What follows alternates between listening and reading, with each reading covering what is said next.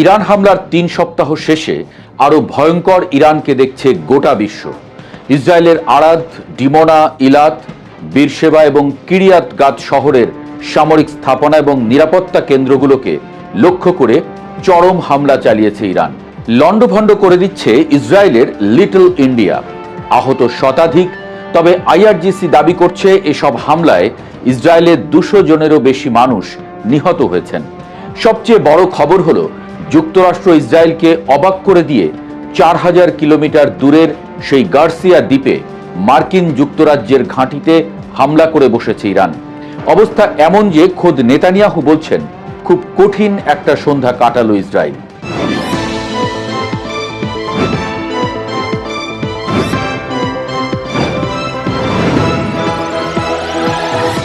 মধ্যপ্রাচ্যের সমীকরণ যে এতটা দ্রুত আর এতটা ভয়ঙ্করভাবে বদলে যাবে তা হয়তো পশ্চিমা বিশ্বের বাঘা বাঘা সামরিক বিশ্লেষকরাও কল্পনা করতে পারেননি। এতদিন যে ইরানকে কেবল আঞ্চলিক শক্তি হিসেবে বিবেচনা করা হতো, সেই ইরান এবার সরাসরি হাত বাড়িয়েছে সোজা ভারত মহাসাগরের বুকে। টার্গেট দিয়াগো গার্সিয়ায় থাকা যুক্তরাষ্ট্র এবং যুক্তরাজ্যের অতি সুরক্ষিত যৌথ সামরিক ঘাঁটি। ইরান সেখানে নিশানা করে দুটি মাঝারি পাল্লার ব্যালিস্টিক ক্ষেপণাস্ত্র বা আইআরবিএম ছুঁড়েছে। যদিও পশ্চিমা সংবাদ মাধ্যমগুলো দাবি করছে একটি ক্ষেপণাস্ত্র মাঝপথে ভেঙে পড়েছে এবং অন্যটিকে ভূপাতিত করা হয়েছে, কিন্তু আসল খেলাটা এখানেই। এই হামলার প্রচেষ্টা এক নিমেষেই বৈশ্বিক সামরিক উত্তেজনার পারদকে সর্বোচ্চ চূড়ায় নিয়ে গেছে এবং একই সঙ্গে মধ্যপ্রাচ্যের ঝুঁকির মানচিত্রকে পুরোপুরি বদলে দিয়েছে। দিয়েগো গার্সিয়া কোনো সাধারণ দ্বীপ নয়। এটি যুক্তরাজ্যের নিয়ন্ত্রণাধীন একটি প্রবাল দ্বীপ হলেও আদতে এটি বিশ্বজুড়ে মার্কিন সাম্রাজ্যের শক্তি প্রদর্শনের অন্যতম স্নায়ুকেন্দ্র। এটি যুক্তরাষ্ট্রের লজিস্টিক হাব এবং হামলার সবচেয়ে বড় প্ল্যাটফর্ম হিসেবে কাজ করে। এই ঘাঁটিতেই যুক্তরাষ্ট্রের সবচেয়ে শক্তিশালী বোমারু বিমান এবং অত্যাধুনিক নজরদারি বিমানগুলো মোতায়েন থাকে। ইরান থেকে এই দ্বীপটির দূরত্ব প্রায় ৪,০০০ কিলোমিটার, আর এখানেই পশ্চিমা গোয়েন্দাদের মাথায় বাজ পড়েছে। কারণ ইরান এতদিন আনুষ্ঠানিকভাবে দাবি করে আসছিল যে তাদের ব্যালিস্টিক ক্ষেপণাস্ত্রের সর্বোচ্চ পাল্লা ২,০০০ কিলোমিটার। কিন্তু এখন যদি ইরান সত্যিই তাদের ঘোষিত সীমার দ্বিগুণ দূরত্বে হামলা চালানোর সক্ষমতা দেখায়, তবে এর সোজা অর্থ হলো তেহরান এতদিন পশ্চিমাদের চোখে ধুলো দিয়ে আসছিল। তাদের হাতে এমন সব অপ্রকাশিত এবং ভয়ঙ্কর সমরাস্ত্র রয়েছে যার সম্পর্কে বিশ্ব এখনো পুরোপুরি অন্ধকারে। ইরানের এই পদক্ষেপকে সামরিক পরিভাষায় কৌশলগত অস্পষ্টতা বা স্ট্র্যাটেজিক অ্যাম্বিগুইটি বলা হচ্ছে। তারা সম্ভবত এমন একটি মাঝারি পাল্লার ব্যালিস্টিক ক্ষেপণাস্ত্রের পরীক্ষা চালিয়েছে যা অনায়াসেই ভারত মহাসাগরের গভীরে কিংবা দক্ষিণ ইউরোপের যে কোনো প্রান্তে আঘাত হানতে সক্ষম। নিজেদের আসল শক্তি লুকিয়ে রেখে শত্রুদের ধোঁয়াশায় রাখার এই কৌশল তেহরানকে এক অভাবনীয় বাড়তি সুবিধা এনে দিয়েছে। ইরানের আধা সামরিক বার্তা সংস্থা মেহের নিউজও এই হামলার প্রচেষ্টাকে একটি যুগান্তকারী পদক্ষেপ হিসেবে আখ্যায়িত করেছে। এর ফলে যুক্তরাষ্ট্র এবং যুক্তরাজ্যের সাজানো সামরিক পরিকল্পনা এখন চরম জটিলতার মুখে। উপসাগরীয় আরব দেশগুলো এবং ইসরায়েল এখন বাধ্য হচ্ছে তাদের নিজেদের ক্ষেপণাস্ত্র পরীক্ষা ব্যবস্থাকে নতুন করে মূল্যায়ন করতে, কারণ তাদের আকাশসীমা এখন আগের চেয়ে অনেক বেশি অরক্ষিত হয়ে পড়েছে। যুদ্ধটা আর কেবল লেবানন, গাজা বা সিরিয়া সীমান্তেই সীমাবদ্ধ নেই। ব্রাসেলস ভিত্তিক সামরিক ও রাজনৈতিক বিশ্লেষক এলিজা ম্যাগনিয়ারের মতে দিয়াগো গার্সিয়াকে নিশানা করার মধ্য দিয়ে ইরান প্রমাণ করেছে যে যুক্তরাষ্ট্র বা ইসরায়েল চাইলেই আর নিজেদের সুবিধামতো যুদ্ধ নিয়ন্ত্রণ করতে পারবে না। যুদ্ধক্ষেত্র এখন ভৌগোলিকভাবে বহুদূর পর্যন্ত বিস্তৃত হয়েছে। ইরান বুঝিয়ে দিয়েছে যে ভারত মহাসাগর অঞ্চলে থাকা যুক্তরাষ্ট্রের কোনো ঘাঁটি তাদের নাগালের বাইরে নয়। এর সরাসরি ফল হলো এখন যুক্তরাষ্ট্র এবং যুক্তরাজ্যকে বাধ্য হয়ে তাদের ক্ষেপণাস্ত্র প্রতিরক্ষা ব্যবস্থা মধ্যপ্রাচ্য থেকে সরিয়ে আরও দক্ষিণের দিকে মোতায়েন করতে হবে, যা তাদের জন্য এক বিশাল লজিস্টিক এবং কৌশলগত চ্যালেঞ্জ। এলিজা ম্যাগনিয়ার স্পষ্ট করেই বলেছেন, ইরান প্রথাগত যুদ্ধে পশ্চিমাদের সাথে লড়তে চাইছে না। তারা যুদ্ধের ব্যয়ের সমীকরণটাই পুরোপুরি বদলে দিচ্ছে। দূরে থাকা লক্ষ্যবস্তুকে হুমকির মুখে ফেলে ইরান এই বার্তাই দিচ্ছে যে সংঘাত চালিয়ে যাওয়ার অর্থ হল পশ্চিমাদের প্রতিনিয়ত নতুন এবং উচ্চতর ঝুঁকির মুখে পড়া। এই যুদ্ধের উত্তাপ শুধু রণক্ষেত্রেই নয়, আছড়ে পড়েছে বিশ্ব অর্থনীতিতেও। সবচেয়ে ভয়ঙ্কর বিপর্যয়ের মুখে পড়েছে বৈশ্বিক এভিয়েশন বা বিমান শিল্প। মধ্যপ্রাচ্যে ইরান এবং যুক্তরাষ্ট্র ইসরায়েল সংঘাত চরম আকার ধারণ করার পর মাত্র কয়েক সপ্তাহের ব্যবধানে বিশ্বের শীর্ষ 20টি তালিকাভুক্ত বিমান সংস্থার বাজার মূল্য থেকে প্রায় $53 বিলিয়ন বা $5,300 কোটি হাওয়া হয়ে গেছে।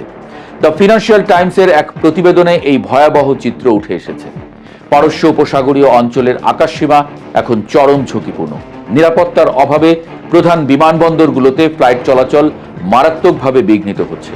রুট পরিবর্তন করতে গিয়ে জ্বালানি খরচ বাড়ছে আকাশচুম্বী, যার পুরো মাসুল গুনছে বৈশ্বিক অর্থনীতি।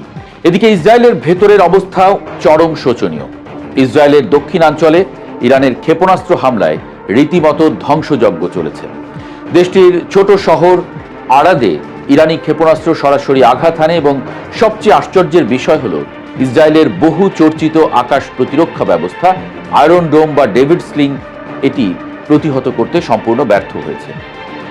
ইসরায়েলের জরুরি সেবা সংস্থার তথ্য মতে কেবল এই হামলার পরই অন্তত 88 জনকে হাসপাতালে ভর্তি করতে হয়েছে, যাদের মধ্যে 10 জনের অবস্থা অত্যন্ত আশঙ্কাজনক। এর বাইরে ইসরায়েলের অত্যন্ত গুরুত্বপূর্ণ পারমাণবিক স্থাপনার কাছাকাছি অবস্থিত দক্ষিণাঞ্চলীয় শহর ডিমোনাতেও হামলার ঘটনা ঘটেছে এবং সেখানেও বেশ কয়েকজন আহত হয়েছেন। পরিস্থিতি এতটাই বেগতিক যে খোদ ইসরায়েলের প্রধানমন্ত্রী বেনিয়ামিন নেতানিয়াহু আরদ শহরের মেয়রের সাথে ফোনালাপ শেষে প্রকাশ্যে স্বীকার করতে বাধ্য হয়েছেন যে ইসরায়েল অত্যন্ত কঠিন এক সন্ধ্যা পার করেছে। ইরানের এই অভাবনীয় ক্ষেপণাস্ত্র সক্ষমতা দেখে যুক্তরাষ্ট্র এখন চরম বিভ্রান্ত এবং বিস্মিত। ওয়াশিংটনের center for strategic and international স্টাডিজের মিসাইল ডিফেন্স প্রজেক্টের পরিচালক টম কারাকো স্বীকার করেছেন যে 2500 মাইল বা 4000 কিলোমিটার দূরত্বে আঘাত হানার চেষ্টা ইরানের সাধারণ ঘোষিত পাল্লার চেয়ে অনেক বেশি। পশ্চিমা সামরিক কর্মকর্তারা মনে করছেন ইরান সুকৌশলে যুক্তরাষ্ট্রকে বাধ্য করতে চাইছে যেন তারা শুধু মধ্যপ্রাচ্যেই আটকে না থেকে আরও বৃহত্তর অঞ্চলে তাদের সামরিক মনোযোগ এবং অর্থ ব্যয় করে। মার্কিন বিশ্লেষক টম কটন আশঙ্কা প্রকাশ করে বলেছেন, ইরান যেভাবে দ্রুত প্রযুক্তির সমন্বয় ঘটাচ্ছে তাতে হয়তো আগামী 6 মাসের মধ্যে তারা আরও বিধ্বংসী আন্তঃমহাদেশীয় ক্ষেপণাস্ত্র বানিয়ে ফেলতে পারে। জন র্যাডক্লিফের মতো বিশ্লেষকরা তো সরাসরি সতর্ক করে দিয়েছেন যে এখনই ইরানকে থামাতে না পারলে ভবিষ্যতে তারা খোদ মার্কিন মূল ভূখণ্ডের জন্যই সরাসরি হুমকি হয়ে দাঁড়াবে। পরিস্থিতি যখন এই পর্যায়ে, তখন সংঘাতের আগুনে ঘি ঢেলেছেন মার্কিন প্রেসিডেন্ট ডোনাল্ড ট্রাম্প।